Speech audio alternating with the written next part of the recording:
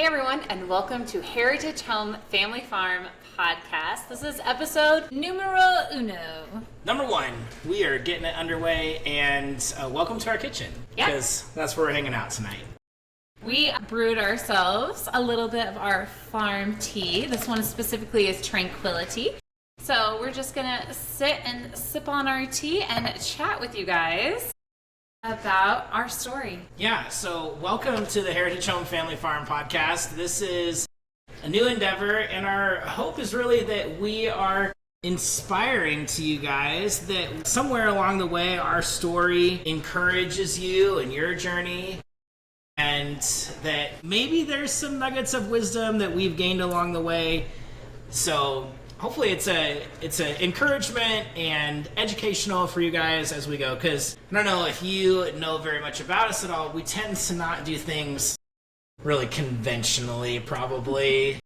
Which is what kind of propelled us to want to make this podcast and also, by the way, side note, it will be on YouTube, so you'll be able to check out our faces and our kitchen and our tea, and hopefully we can take you live out on the farm. Today is January, and we are not going outside right now. Yeah, it's dark out, and it's like under 20 degrees. Well, so this propelled us to want to make this type of podcast. One, because we live in a climate zone that is not normal for farmers. Yeah. I should say it's not coveted by farmers. We are city to country folks. We did not grow up in the farming community. We are learning everything. And also, we are creating our very own family farm from scratch. Yeah, everything is from the ground up.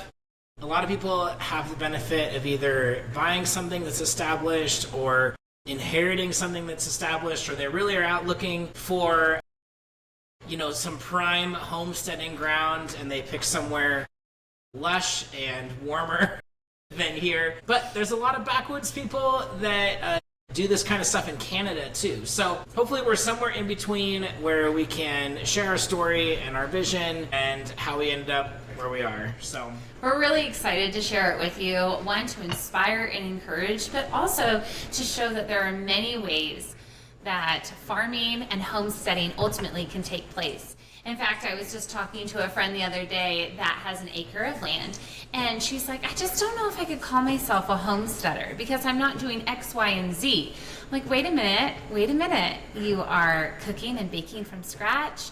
You have chickens or ducks.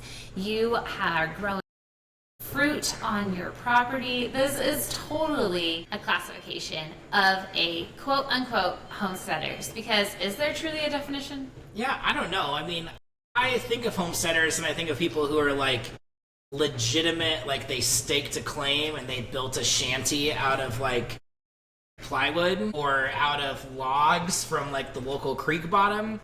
And we're for sure not that either. So if that's the definition of a homesteader, we're way outside of it, and so are probably most of you. But this, I think, is to your point, which is there are so many elements of what you might call the modern homesteading movement, or refocusing life at home and really being a producer in areas that you can produce in.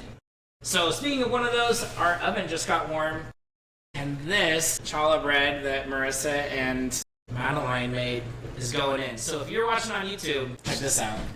One of my favorite words in homesteading is home. And one of our main missions in our Heritage Home Family Farm here is to really focus on that word home, bringing it back home, bringing it back to that kitchen table, homemade food, finding the ways to supply your home with the needs that you have in your own backyard.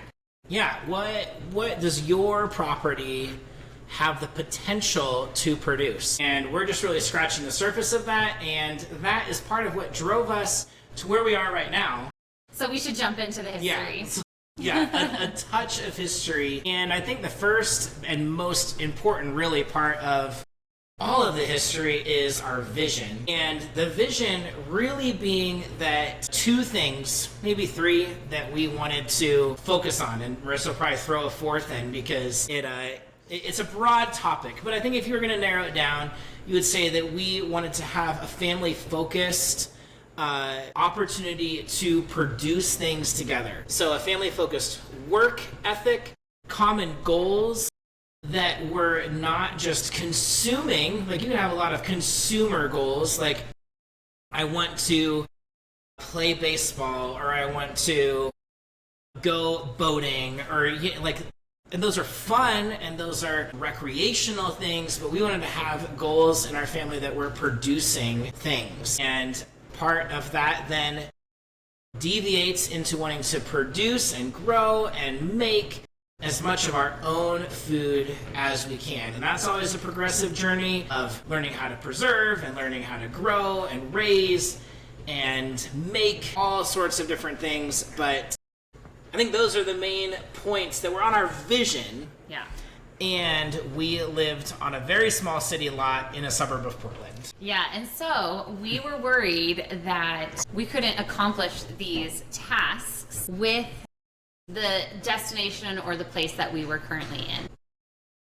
And one of the things that was super motivating to us, we had 5 kids. I think it was 5 under 5 when we decided to do this. One of the things that was really motivating to us is to find something that we could grow with as a family. As we mentioned, we were not passed down this property.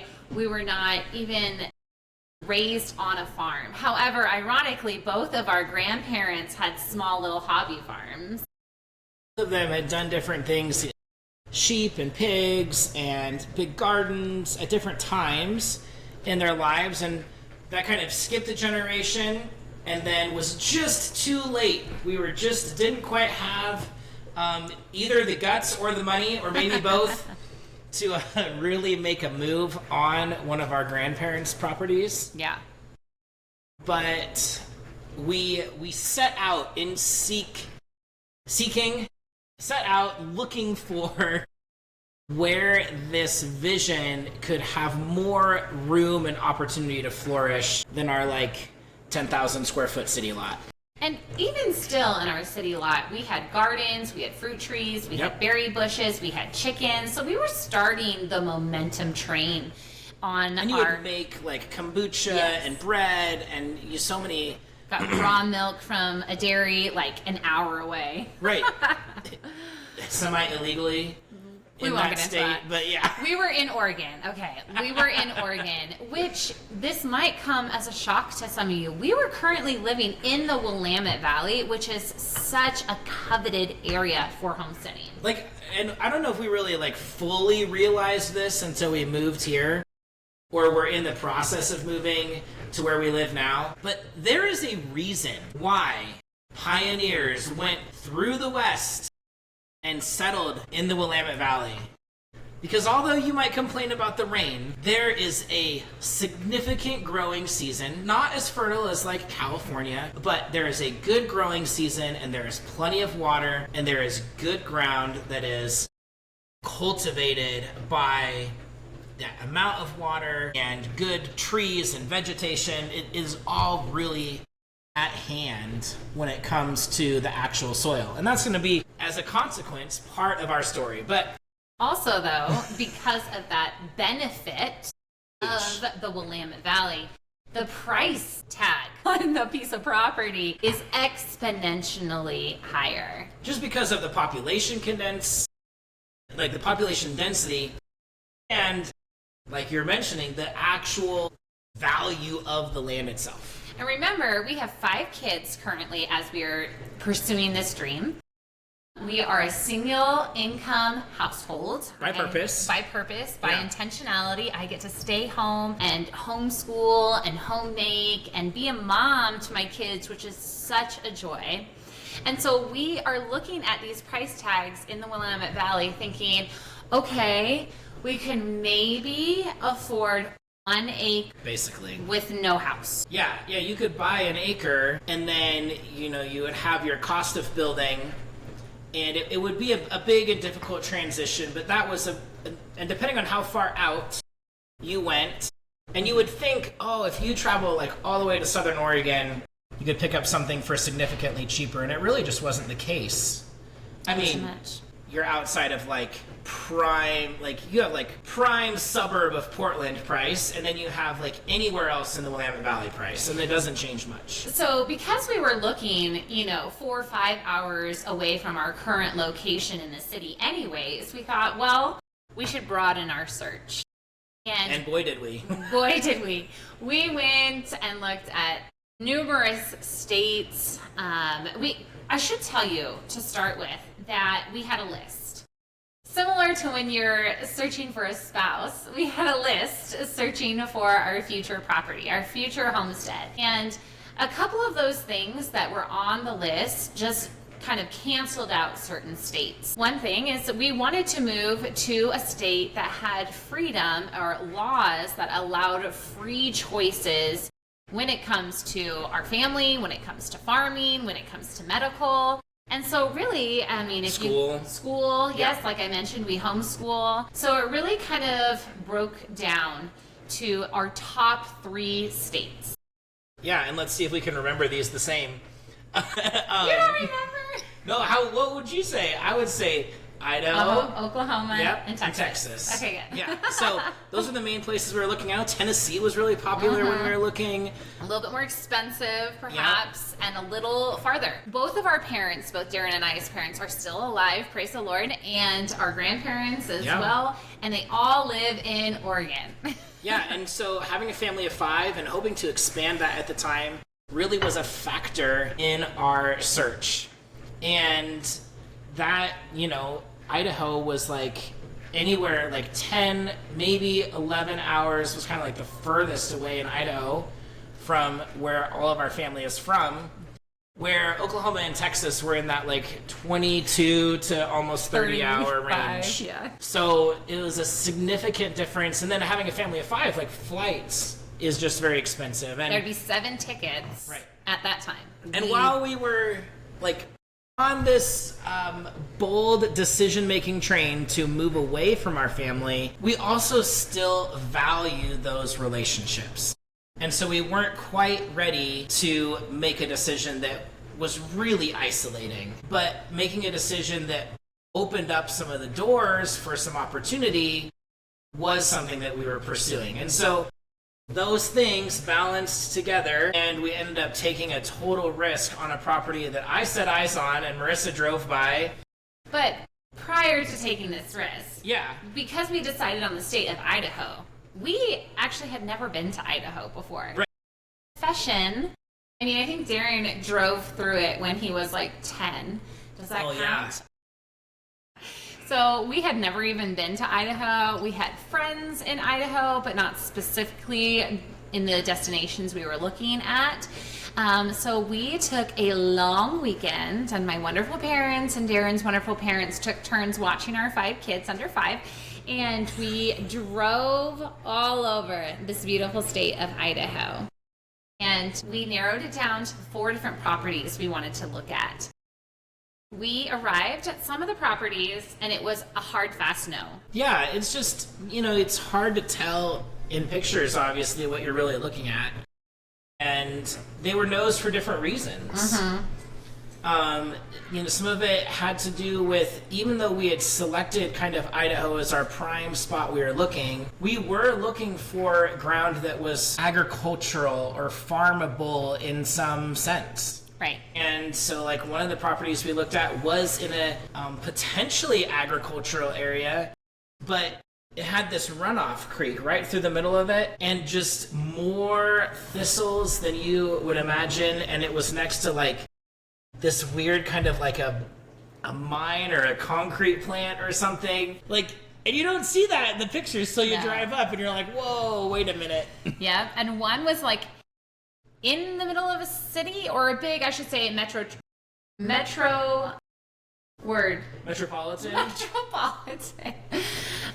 location, and so it just didn't feel like country. It was, we're looking for this balance, and I think it's something that maybe people that are looking to move haven't considered a lot, or maybe it is on your consideration list, but we're looking for this balance between a smaller place and a slower pace of life, but somewhere that wasn't so dead that our children at the time, our boys especially, wouldn't have opportunity at industry and jobs and owning a business or working for a solid business without feeling like they had to leave their hometown. Because I think that's the little balance, like the small town, like I got to get out of here, there's nothing worth doing type of feel. So we wanted to move to that in-between place. And we thought one of the properties was in an in-between place. Then we got there and it was like, that feels like way too close to a bigger city than we thought it was, kind of. So as we're driving through these properties, we arrive at the very last property and we pull up,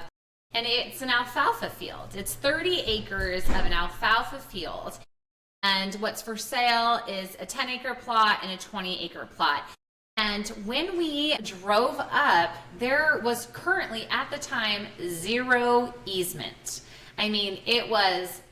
literally somebody's yard. Yes, literally. It grass field next to this wonderful little White House. And Darren parks, as he should. Just like right on the side of the country road. Like you're basically on the road parked. And we look out and I'm like, where is it? What are we looking at? And Darren's like, oh, it looks like we just walk through this, 100 yards to this big field. I'm like, I'm not walking in someone's yard, like we don't have permission. We don't have a realtor with us. And then we scan over and there is a realtor over there showing another couple the property. Yeah. So Darren's like, okay, let's go. And he gets out of the car and just starts walking. We drove all the way there, man. I was gonna look. Yeah, I stayed in the car. I was not ready to get out and walk through someone's yard. I don't know if it's the city girl in me still, but I felt like I was trespassing in somebody's space. Well, Darren laid eyes on the property.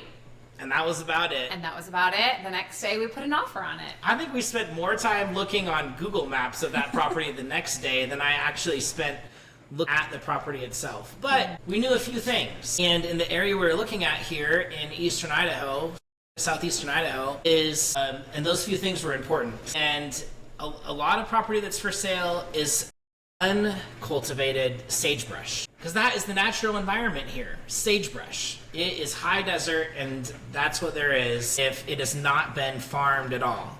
We knew this property wasn't that, and we know that the rainfall here is around 12 inches a year. Crazy. Which is just very, very little.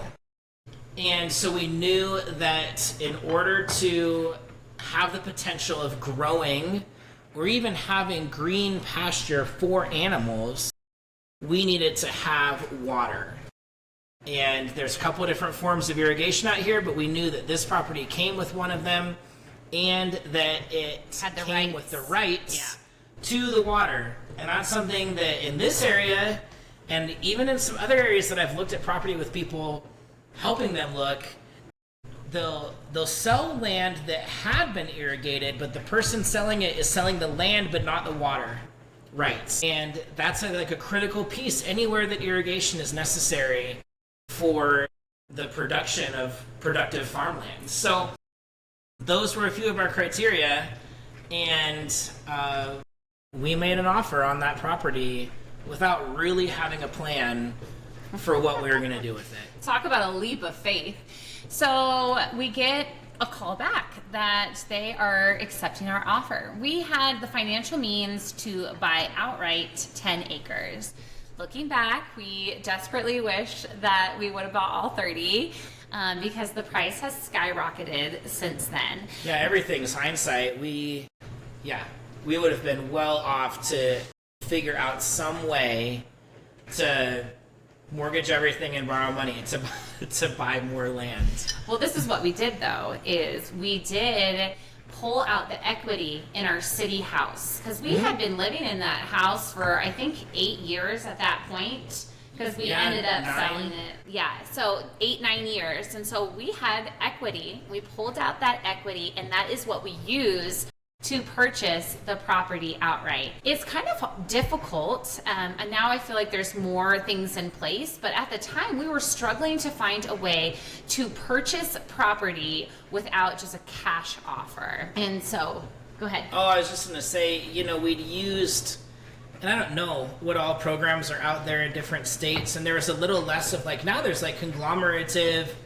organizations that will help break properties down and sell them to people with a homesteading type of mindset. But at that time, and we owned and purchased our first house and things like that prior, and so we were having difficulty finding a way to do it without taking that equity from our current house, but it ended up being a great decision.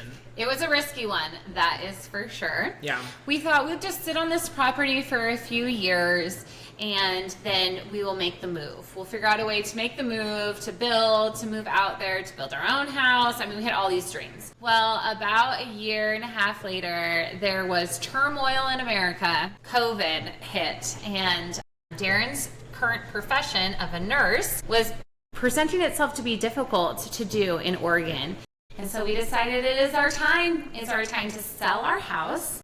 Please remember, we have not started building on this property. And, I forgot to tell you a little caveat that when they accepted our offer, there was actually 2 other offers on the table as well. So 3 offers on the 10 acres only in this 30-acre alfalfa field. So the owners decided to split the 20 into 10, 10, and 10. And then they came back to us by, again, the grace of God. Oh, yeah. Yeah, only. There's no reason. Yeah, no reason. They came back to us and said, which of the 3 do you want? You get showed us the plot map. First pick. So which of the 3 do you want? And so we're like on Google Maps, or like Google Earth, not even Google Maps, like Google Earth, trying to figure out and looking at like the county maps, trying to figure out which way the water flows. Yes, because we knew we needed water. At least that was in the forefront of our mind. So we ultimately decided to pick the plot that was closest to the water. Yeah, so the water here in this like region, generally it's flood irrigation, and it generally flows from the east to the west. And so we ended up with that east piece of the 3.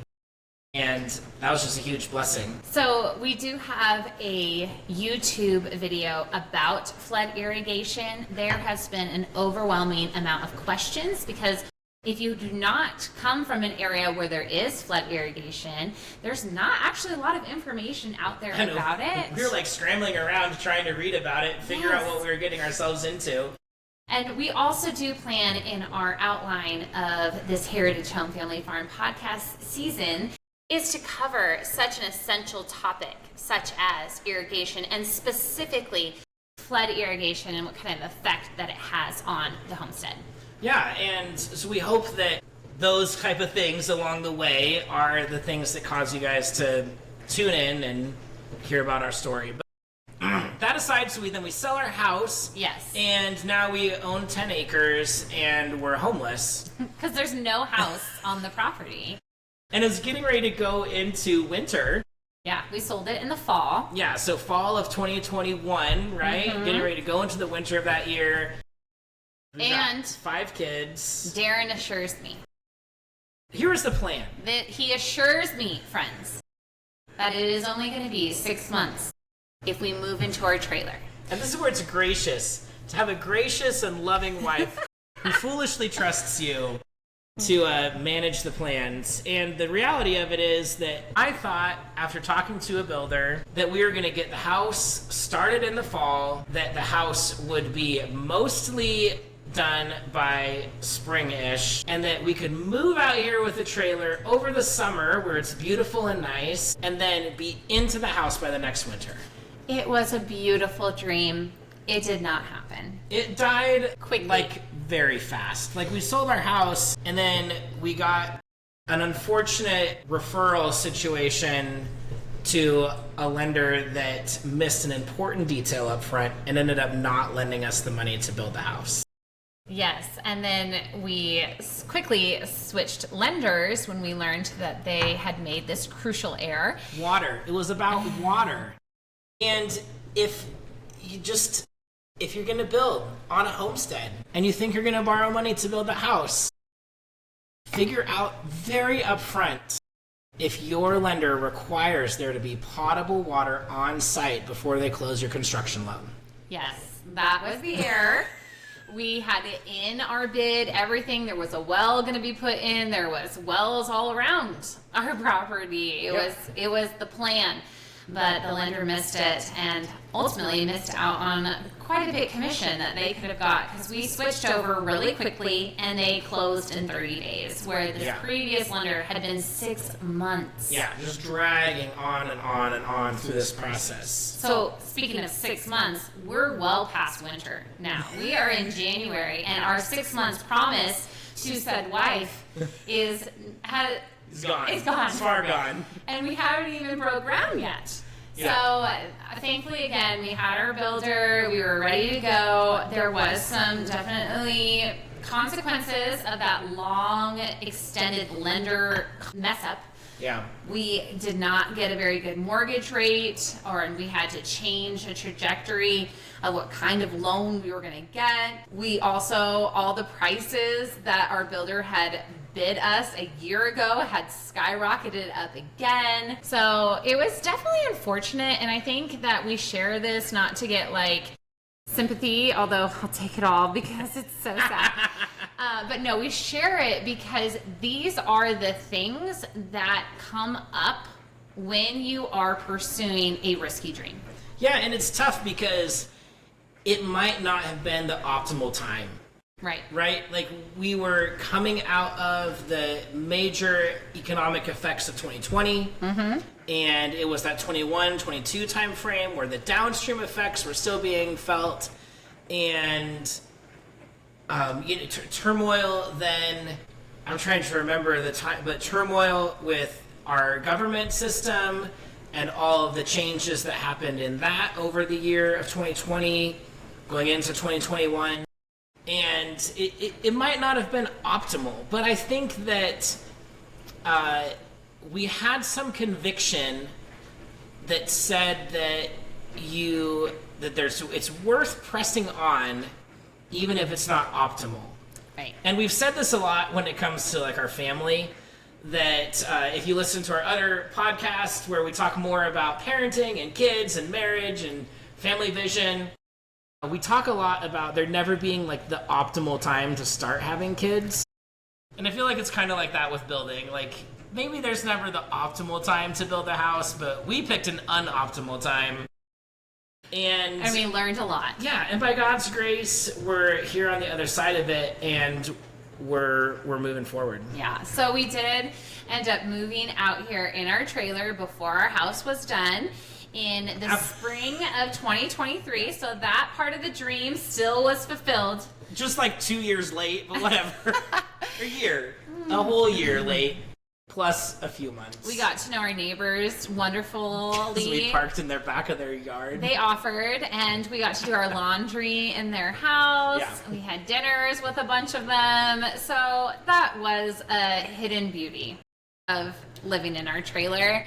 But as we mentioned, our land was completely blank. It was just an alfalfa field. So when we parked our trailer here at the property, we parked it in dirt because that was the dirt that had come out from the foundation, and we were living in a dirt ball. Yeah, they basically, like, I didn't really realize this about construction because you drive by like neighborhoods and it's all nice. But they basically destroyed like an acre of property building the house. Just like every trailer and tractor and skid steer and septic system dug up and re-put, like, it was a mess. Yes. But it is our mess. It's our beautiful mess. And so that's kind of where our story got us. We got here, we were ready to start our farm. We decided earlier on to name it Heritage Home Family Farm. Not because we have a previous heritage of being gifted the farm, which many people have like 100+ heritage farms, but we had a vision we wanted to cast for the next 100 years. We wanted to set up a farm that is our family home heritage, that even if the farm itself, say all of our kids want to do something else with their life, it's the lessons, it's the home, it's the teamwork, that family-centered life that we were passionate about passing on to them, our children, to their children, our grandchildren, and Lord willing, our great-grandchildren. Yeah. Yeah, and that's really a perspective thing, right? Like, it's so easy to live in the here and now and the instant satisfaction and the idea that there's not really anything you can do to shape your kids well for the future that's ahead of them. But we just really felt like there was a great benefit in having a vision, both for the work ethic and the lessons learned, but also the land and the opportunity to build and produce.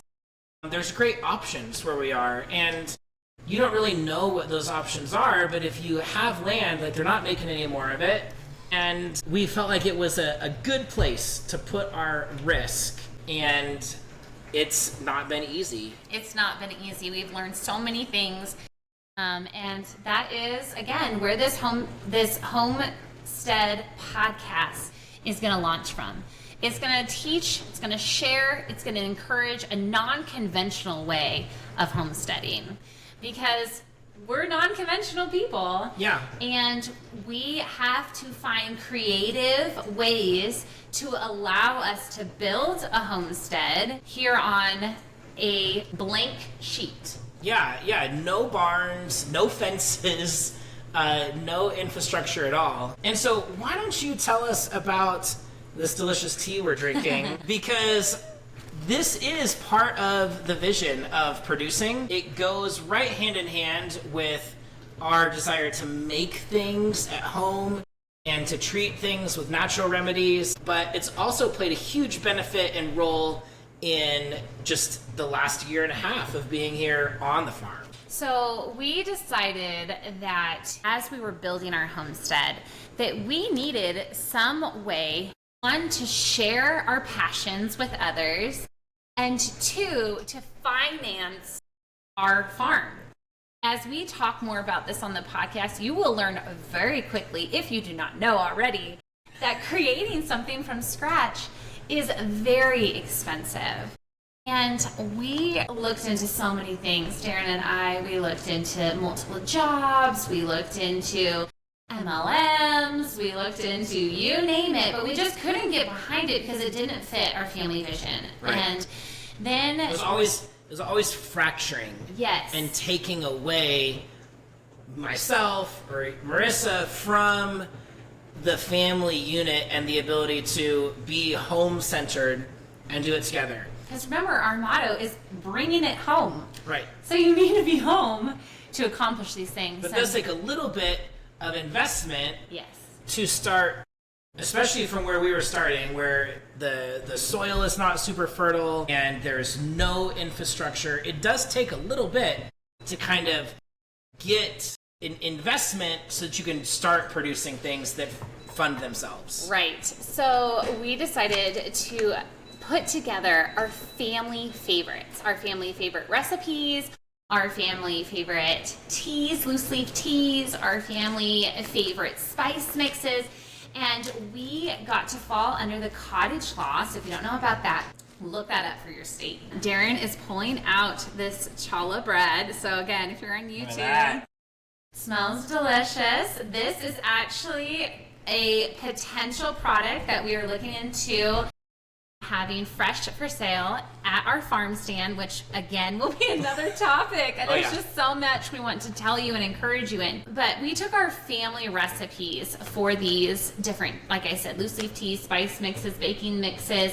and we decided under the cottage law to put them together to bring them into your home. Yeah, so these are all natural ingredients. So we source the ingredients from different places. We try to get organic ingredients as we can. We grow some of it on our farm. Yeah, and then we bring together our recipes that aren't full of a lot of the things that you find when you buy commercially packaged things like barbecue rub or ranch mix. Ranch mix is our OG. It's the most popular because we decided we wanted to start making it in our home because our kids loved ranch, and I turn around that ranch dressing bottle and I like just 25 ingredients later or whatever shudder it is. about what is inside of that bottle that my children are consuming. So we made it with all natural ingredients, No anti-caking agents, no additional preservatives other than salt. Right, sea salt. Yeah, sea salt. Like no MSG. Right. No, I don't know, what's the one that like raises blood sugar they've been talking about? Maltodextrin. Maltodextrin, yeah. That's like, in ranch dressing at the store, turn it over and see. So right. we really wanted to take our love and our passion for what we're doing in our home and share it with you. And But the other go ahead. I was just say the other thing that we know, having a family of 5 at the time, but then expanding to now, 5 kids at the time, but now 7 kids, is we know that life is really, really busy. Oh, yes. And the reality of pulling out individual seasonings and spices or individual elements to mix your own tea every time you want to make a cup of something that this has like spearmint and chamomile and lemon balm and passion flower, skullcap in it, like really good herbal calming tea. You don't have those ingredients necessarily in your pantry. You don't have the time to measure them all out every time you want to make a cup of tea in the evening. And so we wanted to make it homemade with ease. Yes. For busy lives like ours, because we started it by making those things in bulk and storing them in our pantry. Mm-hmm. And we're like, how great is this? Maybe others will want to store it in their pantry too. So if you want to check us out, our products that we currently have for sale are at heritagehomefamilyfarm.com. We also have an Instagram page, Heritage Home Family Farm. If you also want to follow along, we like to share recipes and tips and tricks for how to use our products, as well as actual live footage of what's going on at the farm. So that's just like one little behind the scenes in this journey of our story of how we started making income right away that we can put back into the farm so that we can build the infrastructure that it takes to start producing more things. Right. And we do have coming to you soon a podcast about the nitty-gritty, about the numbers, about actually how much you can make, about how much things cost. We really want to give you a behind-the-scenes look at homesteading, and we're excited, and it's very vulnerable to be able to be putting ourselves out there like this, but we just are so passionate about it that we want to share it with others. Yeah, and so we hope that you guys follow along, so hit that subscribe button, smash the like button, all those things so that you can keep up with when more content like this and other really practical instructional content on YouTube, hopefully coming soon as well. So stay tuned for all the encouragement and teaching. All right. Cheers. Cheers. Do you clink tea glasses? I don't know. We do now. Have a great night, guys.